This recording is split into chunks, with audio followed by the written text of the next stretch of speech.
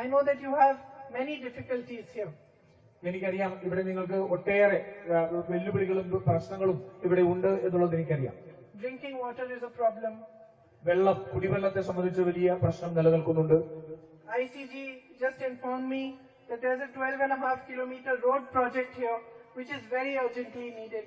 IC Balakrishnan MLA ഇവിടെ എന്നോട് സൂചിപ്പിക്കേണ്ട ഏകദേശം 12.5 കിലോമീറ്റർ റോഡിന്റെ ഒരു പ്രശ്നം അത് ഏറ്റവും അടിയന്തരമായി പരിഹരിക്കപ്പെടേണ്ടത് ഒന്നാണ് എന്ന് എന്നോട് സൂചിപ്പിക്കുകയുണ്ടായി. And it has already been included in the central government list of roads, but he asked me and I will be happy to go and meet the minister and ask him to expedite it and do it as soon as possible.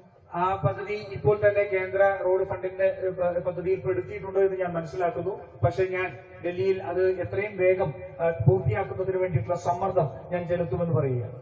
And I can see here surrounded by jungle. എനിക്ക് ഇവിടെ ചുറ്റും വനത്താൽ ചുറ്റപ്പെട്ട ഒരു പ്രദേശമാണ് എന്ന് എനിക്ക് കാണാൻ സാധിക്കുന്നുണ്ട്. How the problem of wild animals must be affecting your lives. തീർച്ചയായിട്ടും വന്യജീവികളുടെ പ്രശ്നം ശല്യം നിങ്ങളെ വളരെ ഗുരുതരമായി നിങ്ങളുടെ ജീവിതത്തെ ബാധിക്കുന്നുണ്ടാവും. I'm proud of my sisters for the agitation that they did some years ago. ഞാൻ ഇവിടുത്തെ പ്രിയപ്പെട്ട സഹോദരിമാർ അവർ കഴിഞ്ഞ കുറച്ച് നാളുകളായിട്ട് നടത്തിക്കൊണ്ടിരിക്കുന്നതിന് വേണ്ടിയുള്ള സമ്മർദ്ദവും സമരപരിപാടികളും എനിക്ക് വലിയ അഭിമാനമുണ്ട്. But it's sad that as Shri I.C. Balakrishna also mentioned in his speech, the crash guard iron rope fencing which you have asked for, even though money has been sanctioned for it, it is still not been built.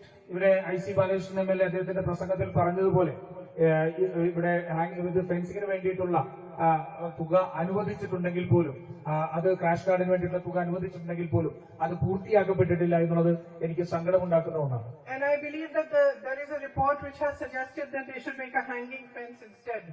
ഇവിടെ അതിന് പകരം ആ crash ഗാർഡിന് പകരമായിട്ട് ഹാങ്ങിങ് fence തൂക്ക് വേലികൾ ഉണ്ടാക്കണമെന്നുള്ള ഒരു report പോയിട്ടുണ്ട് എന്നുള്ളതും ഞാൻ മനസ്സിലാക്കുന്നു.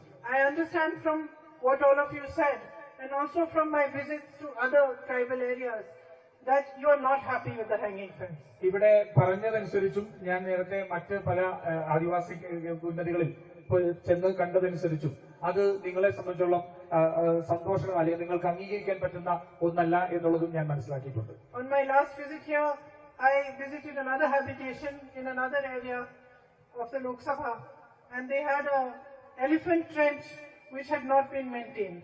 And there also, the men and women of the villages told me that it's of no use to them because the trenches, when they are dug, are not maintained properly. So then the animals can easily cross over from one side to the other.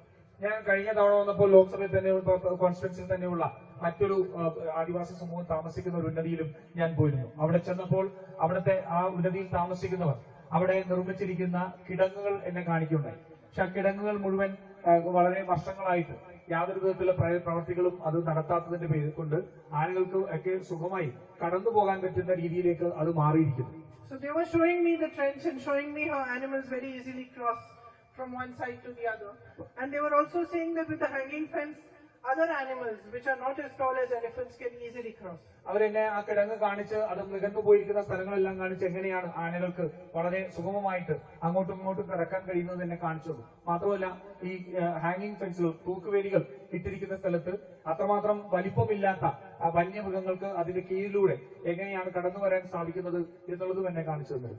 So I understand why it's so important for you to have a more permanent structure. അതുകൊണ്ട് ഞാൻ മനസ്സിലാക്കുന്നുണ്ട് ഒരു വളരെ ദീർഘവീക്ഷണമുള്ള കുറെ നാളുകൾ നിലനിൽക്കുന്ന നല്ല ഒരു രീതി അതെങ്ങനെയാണ് അവലംബിക്കേണ്ടത് അതിന്റെ ആവശ്യമുള്ളതിനെ സംബന്ധിച്ച് ഞാൻ മനസ്സിലാക്കുന്നുണ്ട്. Of course, these permanent structures cost a lot more money, which is why most of the time the government is reluctant to sanction them. തീർച്ചയായിട്ടും ഇത്രമാത്രം വലിയ ഒരു സ്ട്രക്ചർ ഉണ്ടാക്കുന്നത് ഈ അതിനുവേണ്ടിയുള്ള ഭിത്തികൾ ഉണ്ടാക്കുന്നത് വലിയ രീതിയിലുള്ള പണച്ചെലവുകളാണ്. അതുകൊണ്ട് തന്നെയാണ് പല സർക്കാരുകളും അതിന് അധികം താല്പര്യമെടുക്കാത്തത്.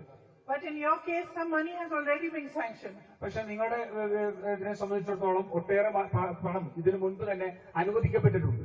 And so when I go back, I will write to the state government requesting them that your original demand for the crash guard fence should be respected and they should make that over here.